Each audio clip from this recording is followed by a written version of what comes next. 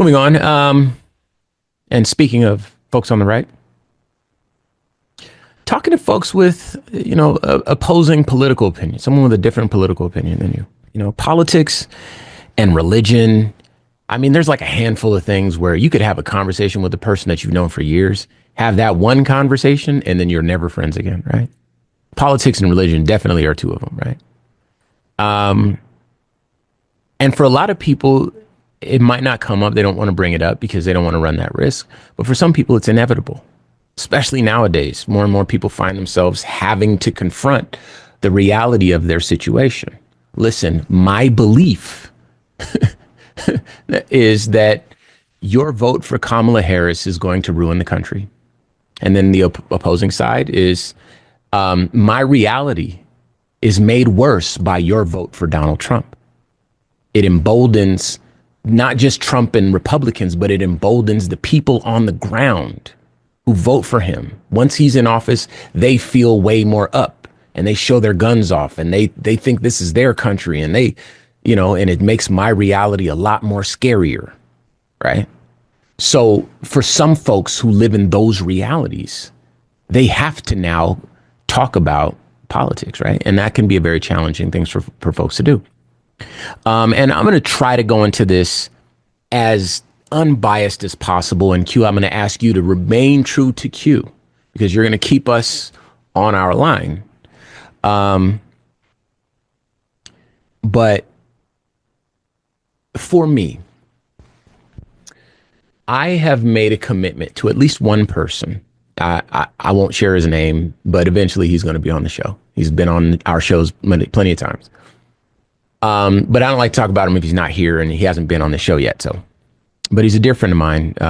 And he thinks he's a conservative, white presenting Jewish man.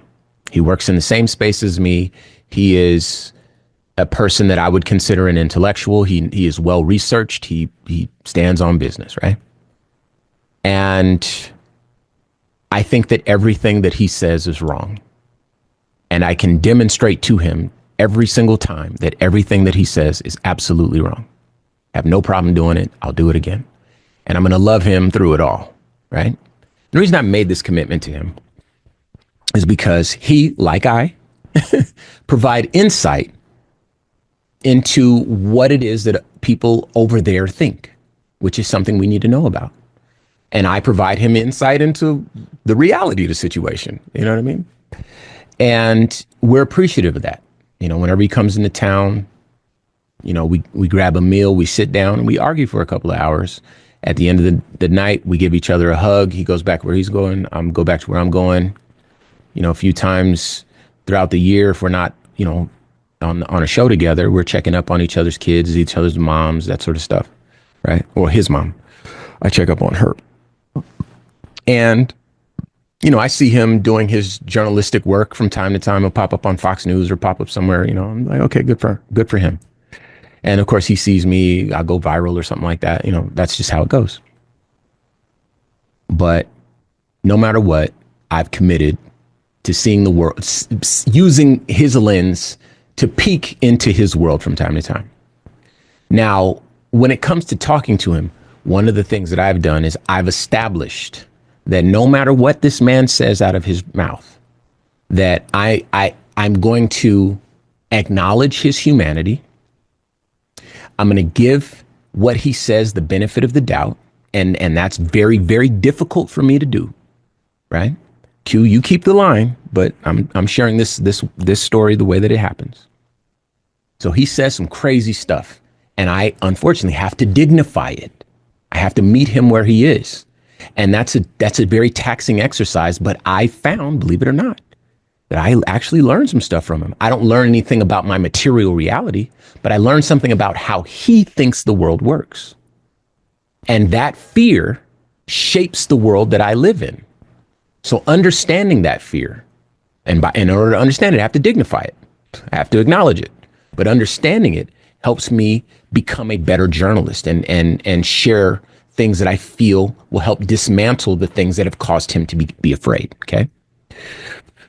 Something that I know to be true is that a lot of people will pick white presenting Christian heterosexual male Republicans, for this example, because not just because they're, talked about quite a bit, but because, I think they fit the mold here. Some of these folks will say, I'm not a racist. I'm absolutely not a racist person. I just don't care about your people's problems enough to not care about my own. In other words, I'm not racist, but I'm going through some stuff. And if this dude that I'm voting for says he's going to help me with my stuff, I'm hurting. So I'm going to vote for him. I know it's going to make it harder on y'all, but it might make it easier on me. And I hope that it doesn't make it harder on y'all. That's not why I'm doing it, but I'm trying to let some air out of the ball over here, right? That doesn't make me racist. That means that I'm just overlooking racism, right? Now, of course, they wouldn't admit that last part, but that's effectually what they're trying to say. And that's how they circumvent the conversation about race, right? So let's say, for instance, I accept that. I accept it. Okay, you're not a racist person.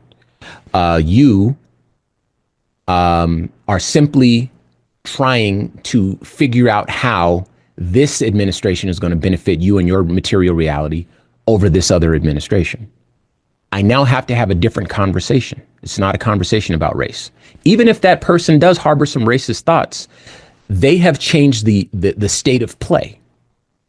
So I now have to play their game.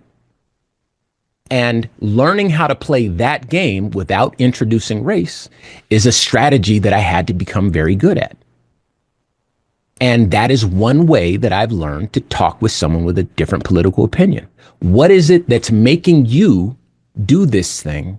And how do you think it will benefit you? And then I, knowing how to do the research that I know how to do, again, journalistically credible research, this is what we always say, and this is what we do every day, know how to get the things and present them if they're willing to listen. Some folks aren't, to be fair. And, if they're your friends and you've made a permanent decision, then you have to deal with that. But if they're willing to listen, baby steps, maybe 1-2 articles a week, you let them know, hey, what you're imagining might end up being true, but it might not end up being true. And if it doesn't end up being true, not only did you not get what you wanted, but you've made my material reality worse. And it's more likely that you're getting duped into voting for something that is not in your best interest, that will also negatively affect me and my family and my capacity to raise my children. And it makes everyone worse off. So I've said enough. Q, I know you want to jump in here. So any thoughts so far? It's hard for me because I think it's a false premise to begin with. This conversation is not about people disagreeing on politics. And it's intentionally framed that way to make the person who's most affected by it emotionally seem ridiculous and charged up. And it's a gaslight. Mm-hmm.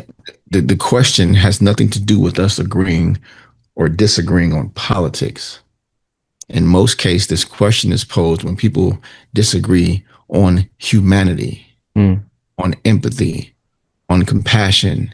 And unlike my brother Ramses, I have made no such commitment to honor or dignify people who sit across from me and share those types of opinions. Right.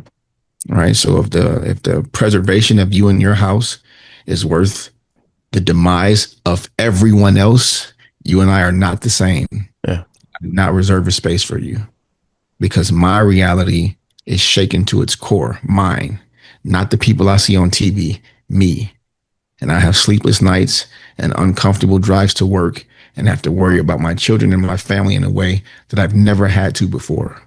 So I have no interest in your differing political opinions right now, because you knew when you cast that vote that it wasn't just about politics. And I don't want to hear that it's not about race, because when has it ever not been about race? So your skin color is not political. Mine is. So they play both games. Mm-hmm. Well, I'm not a political person, or I should be able to disagree with you politically and still be your friend. I have no interest in playing either of those twisted semantic games. It is very, very clear that the line has been drawn. And if we stand on opposite sides of it, so be it. Well, again, I appreciate us both being able to tackle that. And as I mentioned, I needed you to hold that line because that needs to be said. I think that needs to be said the loudest and at the end.